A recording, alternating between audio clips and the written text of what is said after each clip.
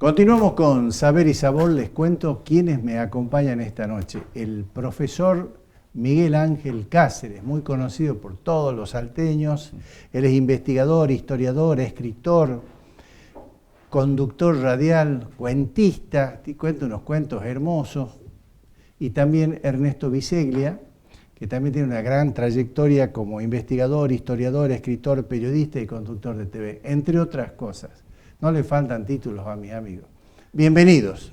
Muchas gracias. Muchas gracias. Bueno, comienzo con vos, Miguel Ángel. Yo hice referencia en mi editorial a los hechos de mayo, esa semana anterior al 25, donde se empezó a gestar de alguna manera esa revolución que haría en principio, 6 años después, el Estado Nacional con la independencia nacional. Bueno, ustedes tienen la palabra en esto, ¿no? Bueno, mayo se discutió mucho tiempo, desde los ámbitos intelectuales, si había sido o no una revolución.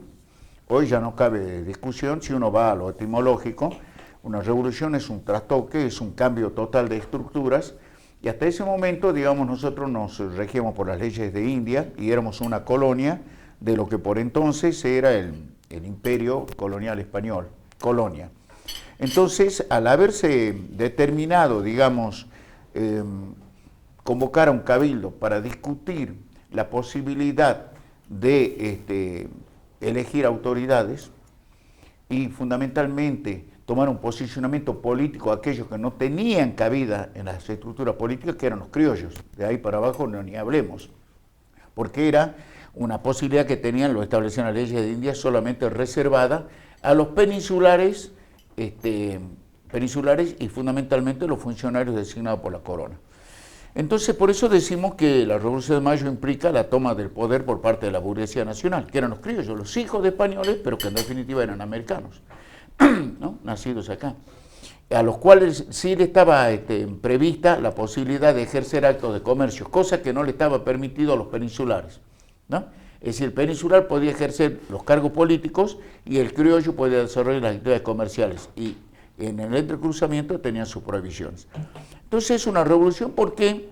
Porque en definitiva también se discutió si existía la voluntad de ser independientes y de generar independencia y la generación del nuevo Estado.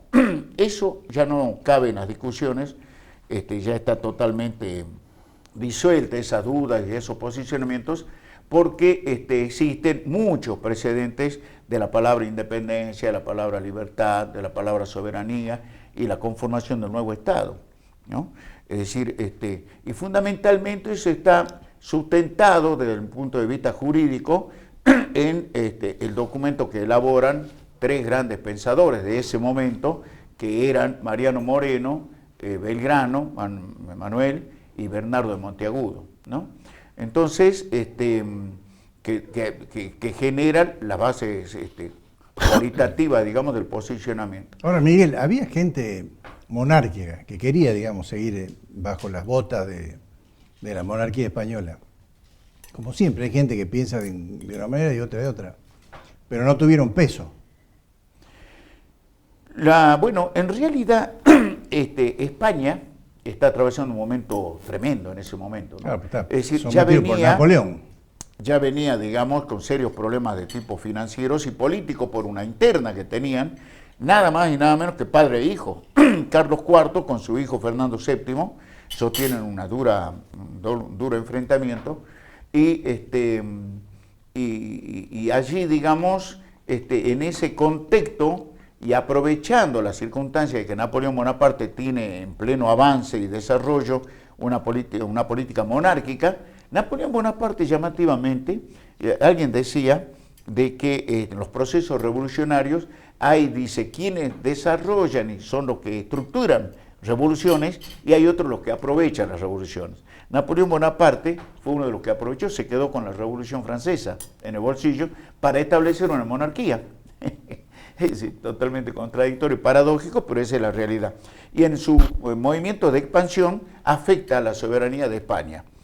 Entonces allí se genera toda una resistencia que da lugar, digamos, a que la actuación de las logias internas que generan todo un movimiento interno de financiamiento y de pensamientos, digamos, tratando de aprovechar esas circunstancias para, acompañados de España, quebrarle el monopolio comercial en las colonias americanas a España, pero Stratford es muy claro.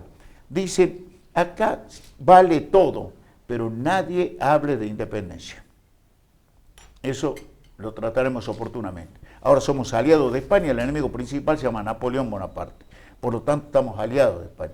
Que en realidad, lo que perseguía Inglaterra, sin duda alguna, era quedarse con todo el paquete, ¿no?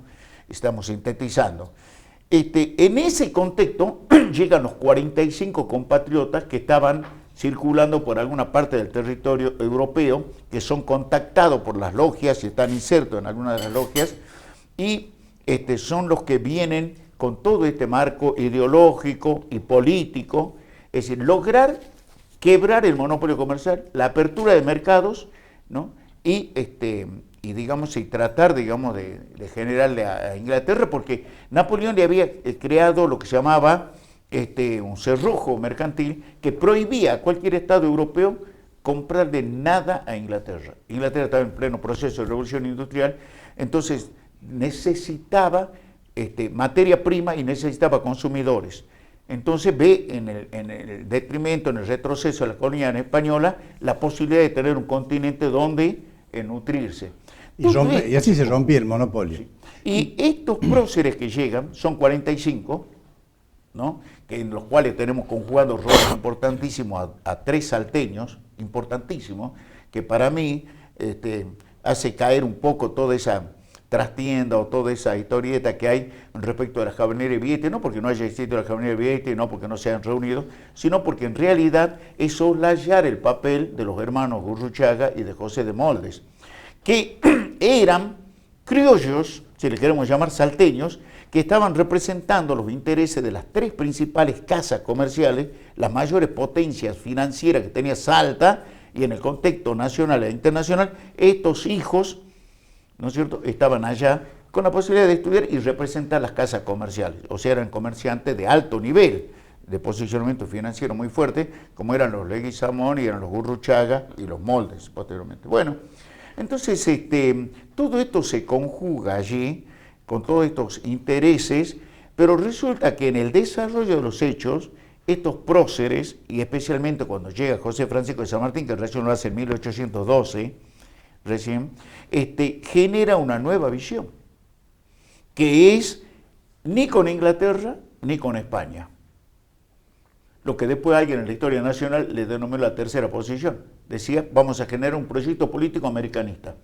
Y entonces dice, si el proyecto de dominación, o sea, el proyecto de expansión del Imperio Español para conquistar América y organizarlo a través de sus colonias, de toda la organización político, jurídica y económica que tiene, fue continental, el proyecto de la formación de estados, el proyecto de independencia de los pueblos, ¿no es cierto?, debe tener viso continental. Una América unida, así que es. no se dio nunca, bueno, menos con el Mercosur ahora. Bueno, porque perdimos el norte grande. Así es. Yo creo que si hubiésemos desarrollado... No sé si alguna vez lo ganamos, más allá de la idea de Roberto Romero, ¿no? Claro, que si hubiésemos podido consolidar esa idea del norte grande, yo no sé si el Mercosur llegaba a existir, ¿no? Era esto, ¿no?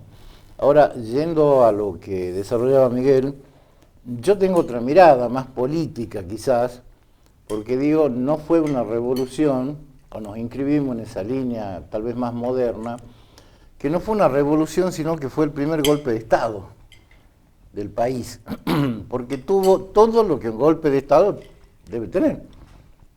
Primero que esto venía, y antes que me olvide, cuando Miguel dice, Napoleón aprovechó la revolución para ser emperador, fue la gran decepción de Beethoven, ¿no?